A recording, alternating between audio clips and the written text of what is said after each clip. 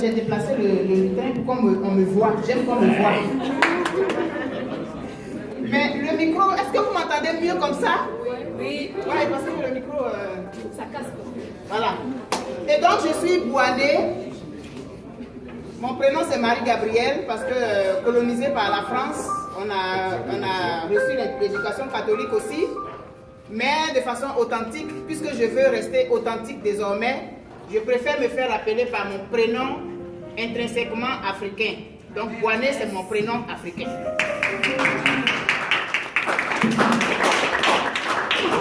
Je viens de la Côte d'Ivoire, je viens du sud-ouest de la Côte d'Ivoire, la ville s'appelle Fresco.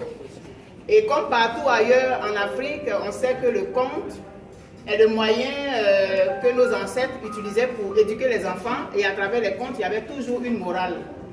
Et depuis que je suis arrivée ici au Québec, je vis à Gatineau, excusez-moi si je suis à Ottawa, mais après. Je vis au Québec et je suis arrivée en 2010. Et comme tous les autres Noirs que je vois ici, je suis sûre qu'on a eu la même problématique. Est-ce que dans ton pays, tu voyais les girafes? Est-ce qu'il y a l'électricité? Est-ce que vous êtes pauvre? Est-ce que tu dormais sur un lit? Bon, au début, ce genre de questions me blessaient. Mais avec le temps, j'ai compris que ce n'était pas malveillant. Les gens, ils ne savaient pas. Parce qu'il est de notoriété publique qu'à la télévision, on ne présente que la guerre et la pauvreté en Afrique. Et c'est ça que les gens ont dans leur subconscient. Et je me suis donné la mission, je me suis auto-proclamée ambassadrice de la Côte d'Ivoire et du continent africain. J'ai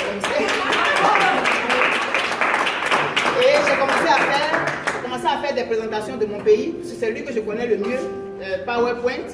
Et de fil en aiguille, je me suis approchée du conte pour montrer une partie de notre culture qui est belle et qu'on ne devrait pas pousser du revers de la main. Alors ce matin, je vais vous raconter une histoire, comme toujours, et puis je vais avoir besoin de votre concours parce que c'est ensemble que nous allons écrire ce conte-là. Je compte à tout le monde, à tous les âges, des enfants de la maternelle aux personnes dans les résidences à personnes âgées, parce qu'on ne finit jamais d'apprendre.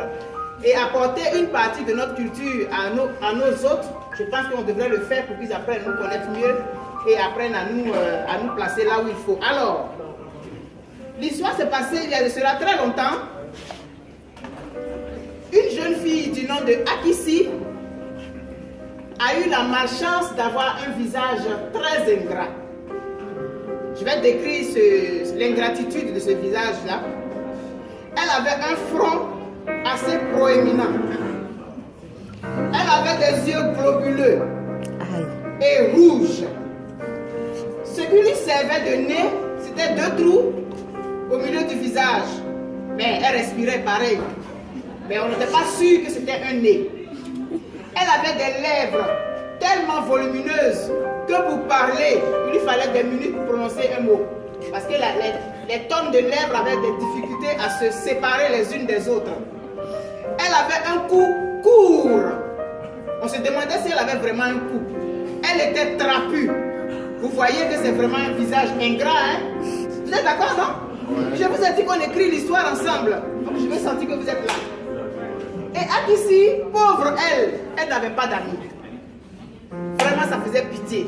Et quand elle passait dans les rues, on se moquait d'elle. Elle a grandi avec ça jusqu'à ce qu'elle atteigne la puberté.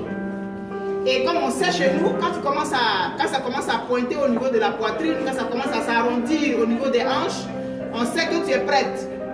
Et ça commence à faire les approches. Les jeunes garçons commencent à tourner autour. Mais Akissi n'avait pas ça. À la limite, on dirait qu'elle était invisible. On ne la voyait pas. Et elle chantait une chanson. Et c'est là que vous allez m'aider à chanter la chanson. La chanson, c'est... je perds un peu même. Asoma soma est bien clamio, oui.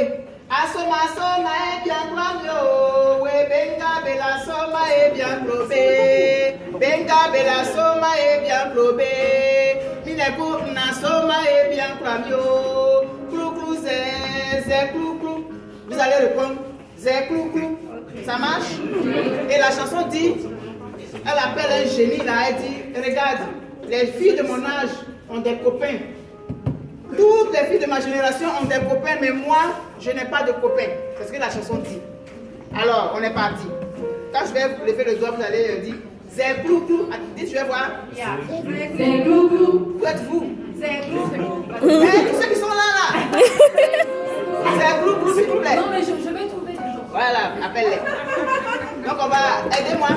Asoma, soma, et bien plano. Asoma, soma, et bien plano. Asoma, soma, et bien plano.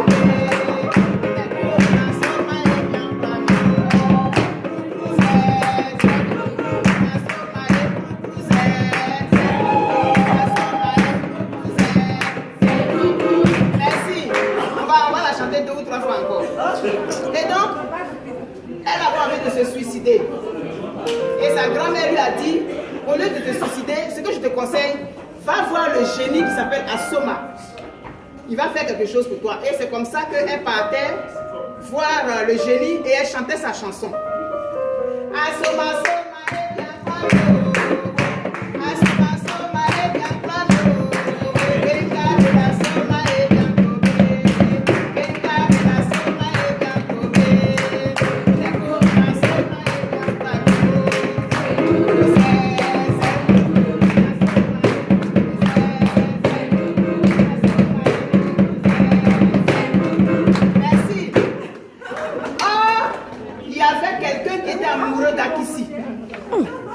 Est-ce que vous avez bien entendu? Quelqu'un était amoureux d'Akissi dans le village. Mais ses parents l'avaient découragé. Mais tu ne vas pas faire un enfant avec ça là? Tu imagines les petits enfants qu'on va avoir? Mais Kwasi, il aimait Akissi. Et le jour où elle partait voir le génie, lui il était allé à la chasse. C'était un grand chasseur. Il a vu Akissi et il a suivi de loin pour voir où elle allait. Et c'est quand elle a commencé à chanter sa chanson qu'il a compris sa destination. Parce que tout le monde connaissait le génie. Et il a dit, Akissi, il a appelé. Elle dit oui. Il dit, regarde, tu n'as pas besoin d'aller voir Asoma. Moi, je t'aime, je veux me marier avec toi. Elle dit, écoute, on m'a tellement insulté dans ma vie là, il ne faut pas venir en rajouter. Je t'aime, vraiment. Je t'aime, je veux me marier avec toi. Si tu veux, on va quitter le village, on va aller s'installer ailleurs et on va vivre notre vie. Et c'est comme ça que Akissi n'est plus allée voir le génie et elle allait s'installer avec Kwasi. Vraiment, il aimait, il faisait tout ce qu'il pouvait. Et un jour, il s'en va à la chasse. Il capture une antilope dans son piège. Et quand il veut prendre l'antilope dit, libère-moi et je vais te donner tout ce que tu veux. Il dit quoi? Elle dit, dis-moi ce que tu veux. Tout ce que tu veux, je suis capable de te le donner à condition que tu épargnes ma vie. Il dit, tout ce que moi je veux, c'est que ma femme soit heureuse. Parce que malgré le fait qu'elle était mariée, elle était malheureuse quand même. Elle se demandait, est-ce que c'était vraiment de l'amour? Elle n'était jamais sûre. Il dit, ce que je veux, elle soit comme les autres filles de sa génération.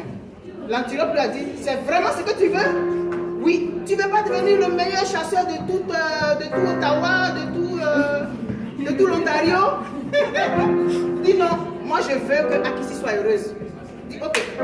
Donc l'antilope lui a dit, donc tu vas sous tel arbre, tu creuses, tu vas voir un œuf. Tu prends l'œuf et tu le gardes. D'accord. Donc il s'en va. Et en partant, il dit, bon, comment je vais faire pour que l'œuf soit en sécurité? Je vais le confier à Akissi. Donc il va dire à Akissi, voilà un œuf que j'ai ramassé, mais dans cet œuf se trouve toute ma vie. Le jour du cas cet œuf, je suis mort. Akissi dit ok.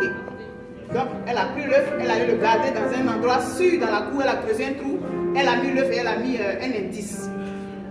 Le lendemain matin, Akissi se lève, elle s'en va à la rivière pour prendre de l'eau et il y a un attroupement en arrière d'elle. Akissi, tu es jolie. Akissi, tu as changé. Mais elle ne savait pas. Donc elle va à la rivière parce que c'était avant que le blanc arrive avec son miroir là. Elle s'en va à la rivière et puis elle se regarde dedans et puis mais elle n'est pas sûre que c'est elle. Mais elle avait une belle forme. C'était la guitare là, vous voyez moi comme ça. Ouais. Puis les affaires étaient là. La seule chose, c'était à partir de là que c'était problématique. Donc imaginez, maintenant qu'elle est devenue jolie, avec ça, Ah, vous savez comment ça se passe chez nous là. C'est ça la qu'on aime. Et c'était là. Ensuite, c'était là. Le balcon était plein. Et les gens commençaient à Akissi. Son mari, il revient de la chasse, il la voit, il n'est pas surpris. Parce que c'est ce que l'antilope avait fait. Et ils vivent leur vie 2 ou 3 jours. Un jour, il y a quelqu'un qui arrive dans le village, qui vient installer